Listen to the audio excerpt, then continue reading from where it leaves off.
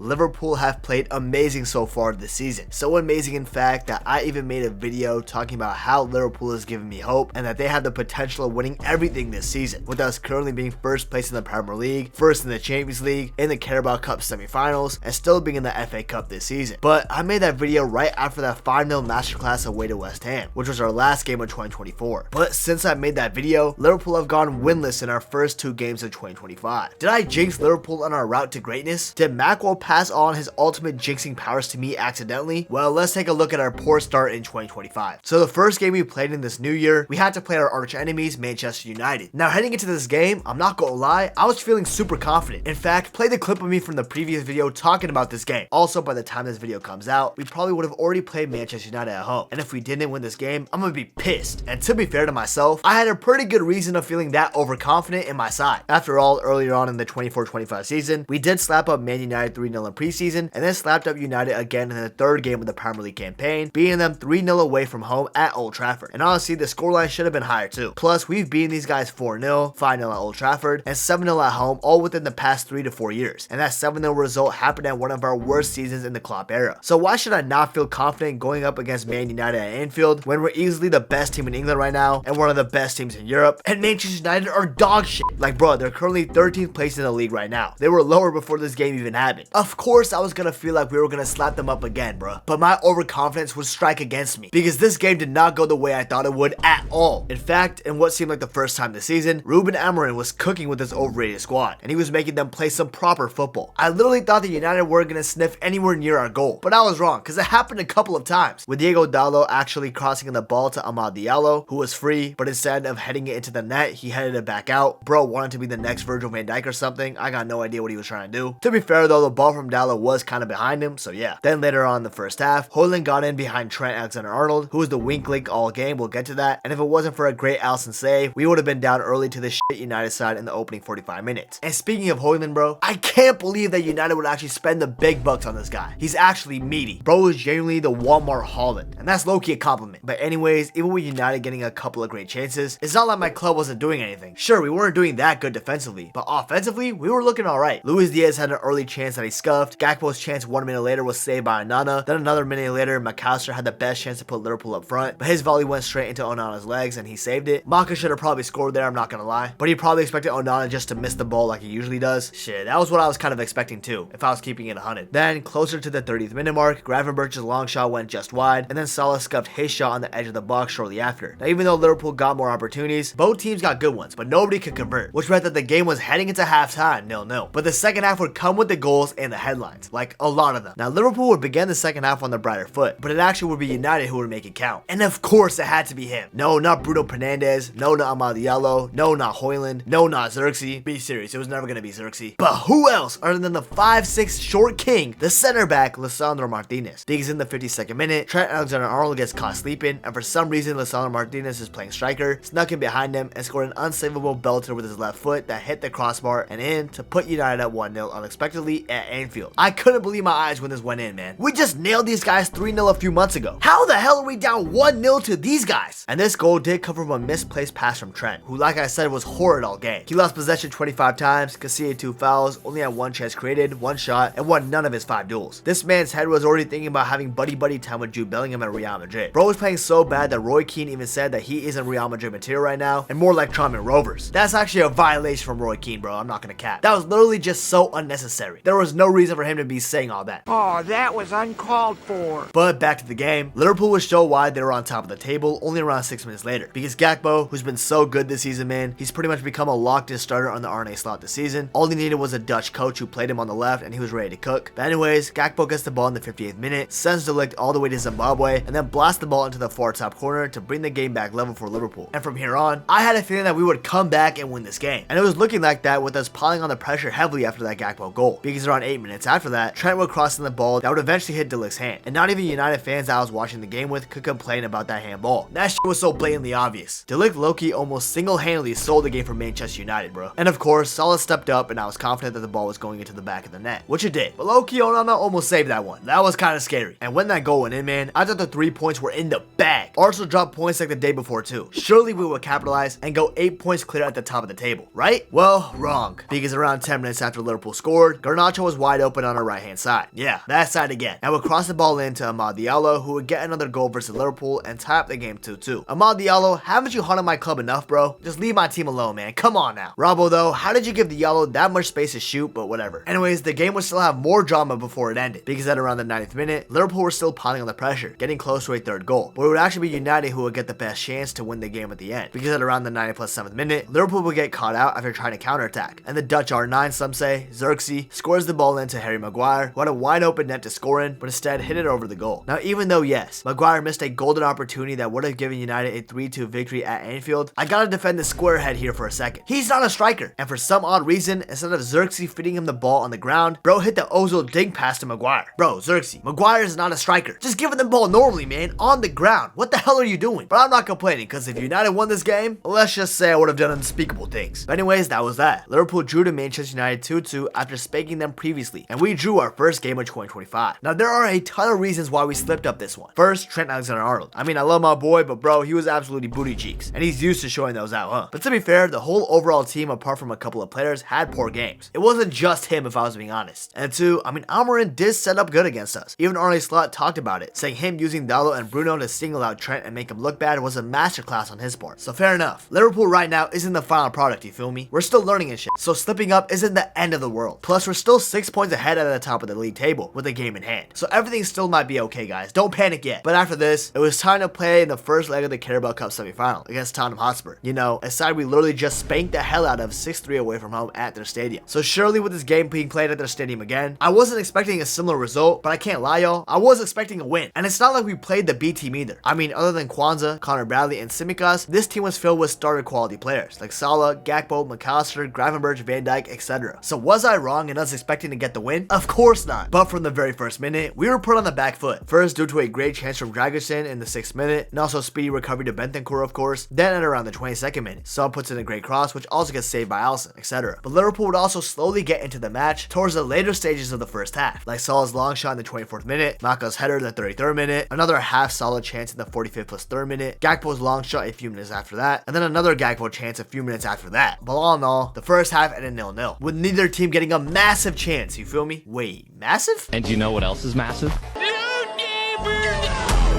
My apologies, guys. The brain rot has gotten to me. But talking about the second half now, it was the same old stuff for the majority of it. Tottenham was still getting good chances, like that Alisson mess up in the 56th minute, which Van Dijk saved our asses for, and that Solanke goal that was later called offsides in the 76th minute. But also, Liverpool was still getting good chances, like that Darwin Núñez chance in the 69th minute, funny number, or that Trent Alexander-Arnold chance in the 71st minute that was cleared off the line. But one of the most important things that happened in this game was Bergvall getting a yellow card for a slide tackle on Luis Diaz in the 68th minute. Now yes, this might be an ordinary yellow card, but trust me, this one was important. We're getting to it right now, because at around the 84th minute, during a Liverpool attack, Bergvall slide tackles Tsimikas clumsily and should have probably been booked for a second yellow card. But the referee, for some reason, decided against that, even though it was the most obvious second yellow card I've ever seen. Bergvall should have been off the pitch. Van Dijk even went to the referee in front of Bergvall after the game saying that too. And guess what? Because 2 minutes later in the 86th minute, Bergvall scores his first goal for Tottenham in the Carabao Cup semi-final first leg at home, and ended up getting the winner in Tottenham's 1-0 victory over us, meaning Arne Slot just received his second loss as Liverpool manager. The crazy part is, the goal scorer, Bergvall, shouldn't even been on the pitch, bruh. A referee decision going against us unfairly in an away match against Tottenham? Yeah, this is nothing new. I've seen this game before.